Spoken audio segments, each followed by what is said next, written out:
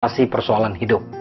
Banyak orang mengalami persoalan-persoalan dalam hidupnya, dan kemudian banyak di antara mereka yang kemudian lari, bahkan kalah terhadap persoalan. Biasanya ada 4 cara orang mengalami dan menghadapi persoalan. Yang pertama, orang yang mengitari masalah. Orang hanya berputar-putar saja, mengitari masalah, tidak menyelesaikan masalah. Ini berat juga, ini tantangan juga. Kita tidak dipanggil untuk mengitari, mengelilingi masalah. Tapi ada jenis orang yang seperti itu. Yang kedua, orang yang menghindari masalah. Orang mau menghindar dari masalah, sehingga dia tidak berani menghadapi masalah-masalah yang dia temui di dalam hidupnya. Ini juga tidak dianjurkan oleh Tuhan dan tidak dimintakan oleh Tuhan. Yang ketiga, orang yang mundur dari masalah. Ini juga aneh. Ada masalah dan kemudian dia mundur.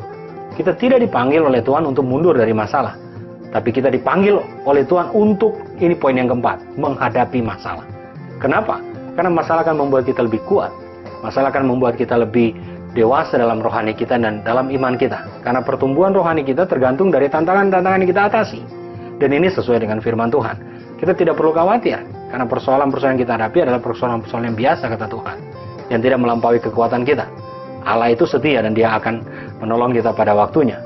Jadi tidak usah takut, tidak usah gentar, tidak usah kecut hati. Kita harus percaya kepada Kristus dan beriman dengan sungguh kepada Kristus, sehingga kita mampu mengatasi masalah. Bahkan bisa berselancar di atas masalah-masalah hidup kita. Saya baca di dalam kitab 1 Korintus 10 ayat yang ke-13. Ayat ini berbunyi demikian. Pencobaan-pencobaan yang kamu alami ialah pencobaan-pencobaan yang biasa, yang tidak melebihi kekuatan manusia. Sebab Allah setia, dan karena itu Ia tidak akan membiarkan kamu dicobai melampaui kekuatanmu. Pada waktu kamu dicobai, Ia akan memberikan kepadamu jalan keluar, sehingga kamu dapat menanggungnya. Ini janji Tuhan. Mari kita pegang janji Tuhan. Kita harus hadapi masalah kita dan menang bersama dengan Kristus. Karena janji Tuhan menyertai setiap kita. Kalau janji Tuhan yang menyertai, tidak akan ada yang bisa menghalangi. Terobosan demi terobosan akan kita alami. Bahkan kepahitan yang kita alami bertahun-tahun, itu bisa diselesaikan oleh karena perjumpaan kita dengan Kristus. Jangan khawatir. Persoalan itu adalah masalah-masalah yang biasa, yang kata Tuhan tidak akan mampu melebihi kekuatan kita. Sudah ada takaran dalam hidup kita, sudah ada ukuran. Jadi kalau kekuatan kita 7, tidak mungkin Tuhan memberikan tantangan bagi kita 8 atau 9. Pasti di bawah itu. Karena Tuhan tahu kemampuan kita. Dan ingat, ada peran Roh Kudus yang menolong kita untuk mengatasi setiap persoalan dan tantangan hidup.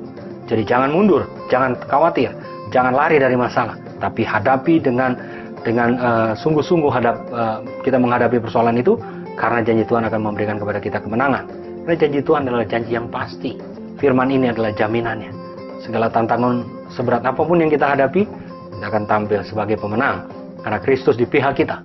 Kalau Kristus di pihak kita, tidak akan ada yang bisa melawan kita. Tidak akan ada yang bisa menandingi kita. Karena kuasa Roh-Nya yang kudus akan memampukan setiap kita, akan menolong kita mengatasi lembah-lembah kekelaman, padang gersang sekalipun, padang gurun dan badai sekalipun. Penyertaan Tuhan sempurna bagi setiap kita, sama seperti penyertaan Tuhan di padang gurun bagi orang Israel, bagi bangsa Israel ketika dipimpin oleh Musa. Mereka akan makin banyak lihat mujizat Tuhan.